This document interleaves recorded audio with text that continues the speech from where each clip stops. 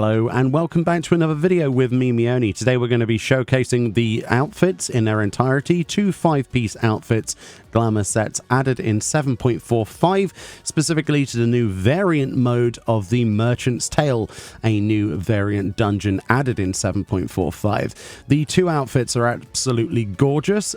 They are gender unlocked, and we're going to look at those. These are the two outfits for the Story Spinners and the Story Lovers set.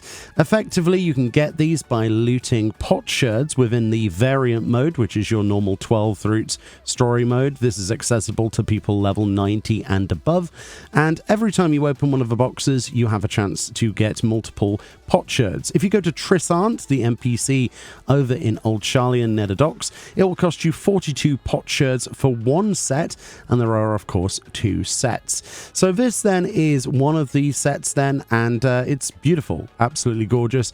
Both of the sets are really nice. Here are the individual items on their own then, and yeah, the red is definitely quite striking there.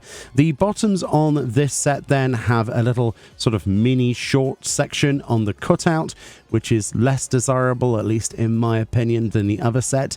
The boots are quite nice. They're open-toed sandals with a little bit in the middle between the large toe and the other toes, and the gloves are quite detailed as well. Lots of brass inlay here with some nice colors.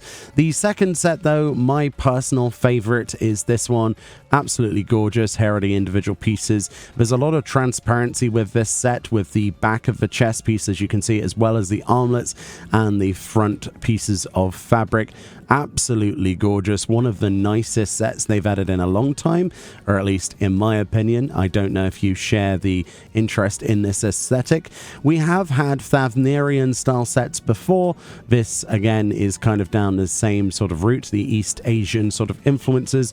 The cutout on the side of the bottoms is probably the most addictive part of this. The shoes open-toed again, much like the other set, but have little beads on the back there, similar to what a dancer would have, right? The gloves then have these interesting sort of, I don't know, spheres attached to the gloves themselves. They are fingerless. Quite nice if you're looking for something different other than ordinary gloves, with a nice ornate blue gemstone. The helm is really interesting. It's got lots of transparency on the fabric on the back, and then on the front you've got either side of the head, just near the ears of your character, these kind of Queen Amidala-esque, I don't know, circles with lots of chains coming down and little things that flap in the wind, which I'm not a massive fan of. On a male character, there does not seem to be any differences with either of the sets. They haven't overly censored them, so as you can see, the cutout remains the same even without the shorts. And then on the other set, it is pretty much the same as well. The only differences appear to be changing where the fabric finishes based on the character, if it has breasts or not, which is more than fine in my opinion.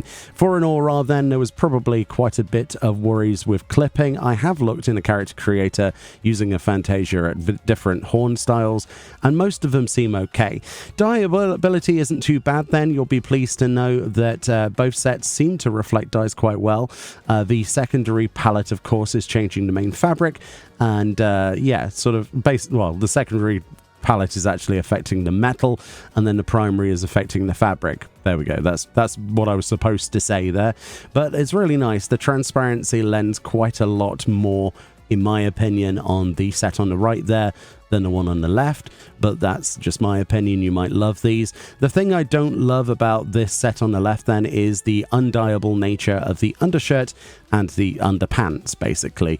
I find that really quite annoying, unless you're going for something that is effectively a jet black, because that's the color that it sort of appears to be. So some dark reds, maybe vibrant reds, things that match with black, like yellow, then you'll be fine. But if you're wanting to get rid of that black coloration, it's probably going to be the least desirable of the two sets for both genders, in my opinion. There's a lot to love about both. And I do like the fact that we can change the color of the metal. As you know before, in a lot of glamour videos, I complain about the undyeable nature of a lot of brass inlays and metal features. And more often than not, you end up with an undyeable section of metal. Unfortunately for those outfits, that is, you know, a hurdle we have to overcome. But fortunately for this, we have some really nice matching, and it is really good color matching. So you can match it to things like the Chiton of Legend, and other pieces of gear, which is really, really good for mixing and matching. Overall, both of these sets are gorgeous, but I certainly have my favorite. I'll be interested to know which you prefer, and if you have picked these up yet. The other advantage of these is you'll be able to store them as singular items, all 5 pieces as singular items in your glamour dresser, because of course they are outfit enabled. So instead of taking up 10 slots, if you have both outfits, you can take up only 2. Here's a glamour creation that I just put together just as a demonstration to show you how beautiful that chest piece actually is.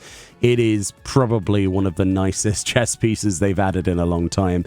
I love the transparency on the top, but I also love the fact that we have a section on the back which can be very easily used and draped over other outfits. Of course, working perfectly here with the Tycoon tights from the latest field instance.